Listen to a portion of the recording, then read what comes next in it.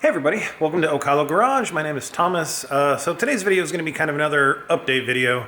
I've done a little bit more work off camera. I apologize for that. My son was visiting over the holidays and I had him help me put the rear end in, and we just decided to do the work instead of trying to film it. The actual install went pretty easily. I'll talk in a minute about some of the challenges, but for the most part it was really pretty simple. So let me go ahead and flip the camera around and I'll kind of take you through where we're at and what's going on next. All right, well, you can see we've got the rear end installed. One thing I do want to note is when I initially put these shocks on, I kind of put them on upside down. So the front ones, this is actually at the top, but these, the spring needs to be up towards the top because there's not really enough clearance here, and the spring will end up rubbing and hitting. I don't know if you can really see, but from here kind of hits. So they need to be oriented this direction. It only takes a second to flip them, but it was just something that it was of note. Let's see, so I finally got my 12-inch the upper control arm. I think that's what it's called. Anyway, finally got this in from Factory 5, and so that was the thing that was holding me up to install the rest of the rear end. So that was cool. That went in pretty easily.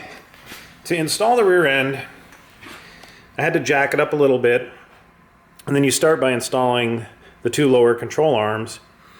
And I could get one lined up really easily and in place, and then the other one just took a little bit of kind of gentle persuasion to get everything lined up, but the holes lined up really well to get the bolts through.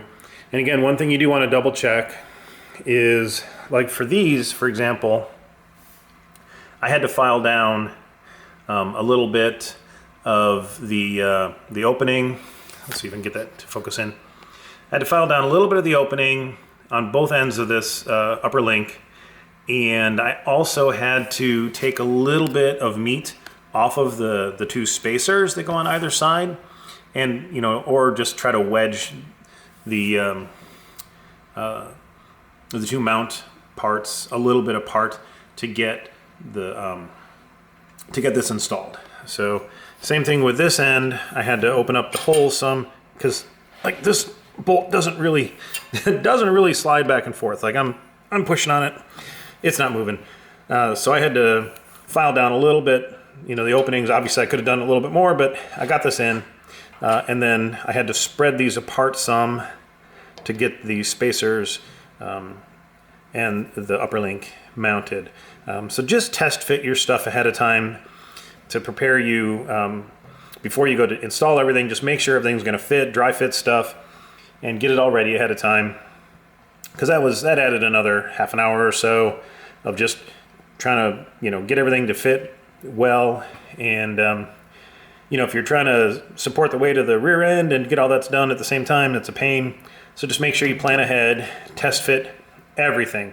I test fit my lower, the two lower links, lower control arms, the upper link, I test fit that. I don't think I test fit anything else for that matter. I mean, the shocks were already installed up here. Down here, I'd already had these bolts in, so I knew they fit. By the way, obviously everything's still loose. I have to go through and tighten everything down and torque it to spec. But that's just easy. These, I test fit these, but these all fit in nice. You can see that that actually moves. But yeah, definitely dry fit and test fit everything. Everything else went pretty smooth. Quite frankly, installing the rear end was actually really simple. You definitely want to have helping hands, but yeah, there was no complications other than, like I said, just kind of filing down and getting all that stuff to fit. Yeah, so that's it for the rear end. I'm going to tighten everything down to spec here this afternoon, not on camera. And then tomorrow I have an appointment to get the tires and wheels mounted. So once I do that, I will be able to put the wheels and tires on, drop this thing down, get it under weight, and all I'm really going to do is roll it a little bit forward because there's not a ton of room back here, and I had to move the whole thing back in the garage so that I had space to install the engine and transmission. But that, I'm pretty sure, is just gonna stay in so I can move the car forward. And if I do need to take it out, I can roll it back. So it's gonna be cool to have a roller for the first time ever. And so that's the plan. Hopefully this weekend I will get that done.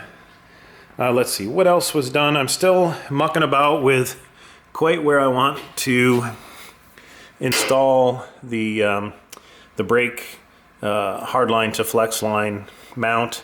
This is what I was talking about when I was doing the accelerator pedal. I have this high strength magnet that's holding this in place while I kind of move, you know, bend things around and see what I think about where it's going to mount. I'm pretty sure it's going to go there. But you know, you got to make sure it's not going to bind on anything in here when the flex line is installed. And it's going to be a little hard to see. Maybe I can get in here. But there's not a ton of space underneath the steering rack and this L connector here for the hard lines. So you've got to watch really everything where the clearances are. It's really pretty tight.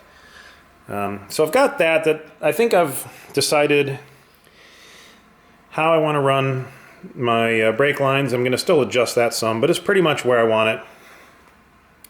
And this is the one that comes off the master cylinder, and then the other one's going to go down and around over here and then up.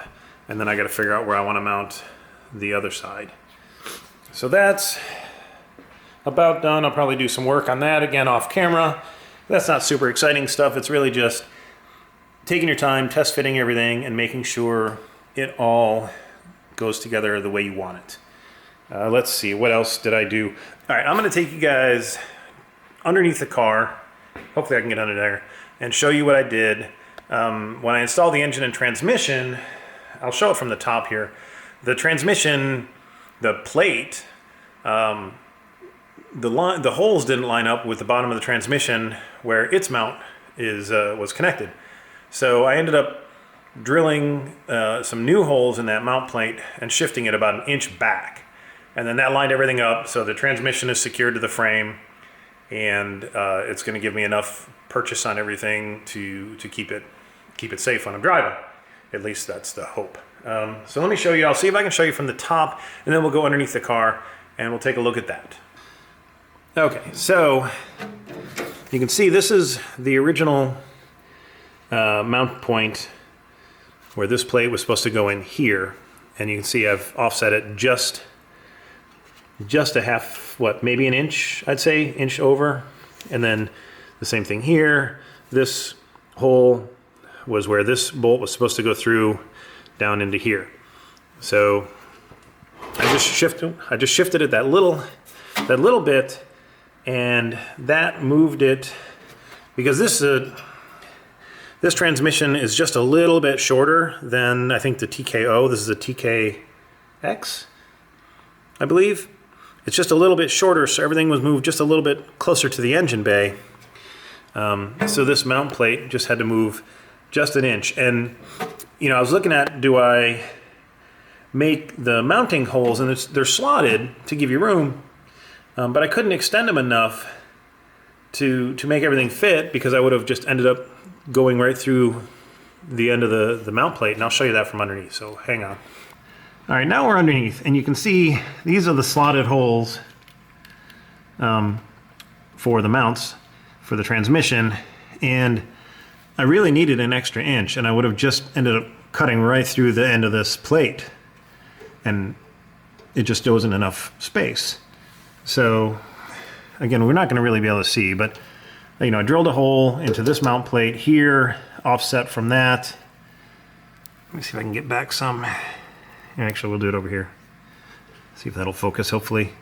So I drilled a hole into this mount plate so this bolt can go through, and then I drilled a hole in the top plate to go into the regular mounting hole here, and everything is on. There's good, you know, it's got good strength here on both sides.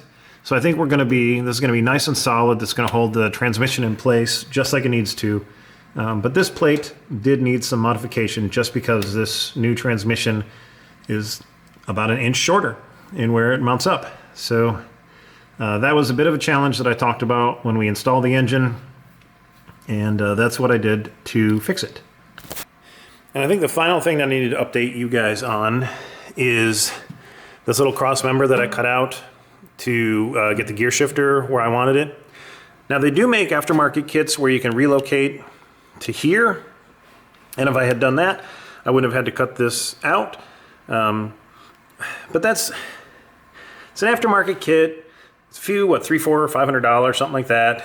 And it just, I don't know. If it were designed by Tremec and it was something that they came out with, I feel like I would have probably entertained that idea. But I don't know, it just made me nervous, and I didn't want to overcomplicate things. So cutting this cross member that doesn't do anything for structural support of the vehicle is a better option for me. I bought this square tubing at like Home Depot. The steel is a little thinner than what's in the actual car itself as far as the frame. But again, this cross member is really just to support the aluminum cover panel. So I think what I'm going to do is I'm going to cut this into like a square kind of around the gear shifter, and then I'm probably going to weld it into this here and then weld it into that. So it'll come across, have a square, and then attach there. And I think that'll give us plenty of mount points for the transmission tunnel cover, the aluminum panel that's sitting right here. And I think that'll be more than enough, more than adequate to solve the challenge. Before I do all that though, I need to assemble and mount my emergency brake lever. So this will be work down the road, but that's what I've got planned for it. So feel free to hit me up with your thoughts and suggestions. Maybe it's overkill, maybe not, but I want to try and tie it in and make it look like it's intentional and thought out, even though it's kind of not. One other thing I did do is I had this filter mounted on this side of the square tubing, and after I installed the rear end, I decided to mount it on the back side of the square tubing, just to move it back like an inch. And that's about it. And then I'm going to find another bolt here and put 2 points here to mount this on and get that stable, and then we'll get the fuel lines mounted all the way down as well. So I think that's about it for the updates on the car. I just wanted to get a video out to let you guys know where we're at and what I'm doing next. So I'm not going to film running the brake lines and like bleeding the brakes or any of that kind of stuff. I mean, if you really want to see it, hit me up comments in this video, and I'll film what I can. But I think that's kind of mostly boring work. It's really just a thought exercise, like where do I want to run this? Where do I want to attach things, that kind of thing. And that's going to be different for everybody's application. So, I mean, it could be beneficial to you, but I don't want to waste your time either. So that's my new plan, is to finish running the brake lines, get all that plumbed and connected, and then maybe actually bleed the brakes so I've got functioning brakes. Like I said, I'm getting the wheels and tires mounted tomorrow. And then, let's see, after that, I'm going to do the emergency brake handle. I will probably get that on film because there's about 1,000 parts to that, and that'll be fun to try and put together. So I think I'll share that with you guys, and then we'll get that run. And then, from there, it's finishing out fuel lines, doing some wiring. Now, when it comes time to wiring, that's also kind of boring work. I mean, I'll probably film here and there with that. Probably more like when I have questions, like, I don't know what I'm doing here. Do you guys have any thoughts where this wire goes and what that does? But it is slightly intimidating. I know a lot of people actually will farm out that work to somebody else. But I'm going to give it a try. I mean, why not, right? I think it won't be so bad once I get it organized. But it's just, you see this massive loom of thousands of wires, and it's very intimidating at first. So I find that once you get organized and you just take it step by step by step, it's not that big of a deal. So that's my plan. I think the 95% of it's going to be very straightforward, lights and gauges and stuff. But it's that extra little like customization stuff that intimidates me some. But I think we'll get through it together. So that's my plan moving forward. Yeah, if any questions, comments, suggestions, helpful hints, critiques, whatever, please hit me up in the comments below. And be sure to hit subscribe and, you know, that little bell thing so you get notifications that I put up a new video. And I appreciate your support, guys, and we'll catch you in the next one. Thanks.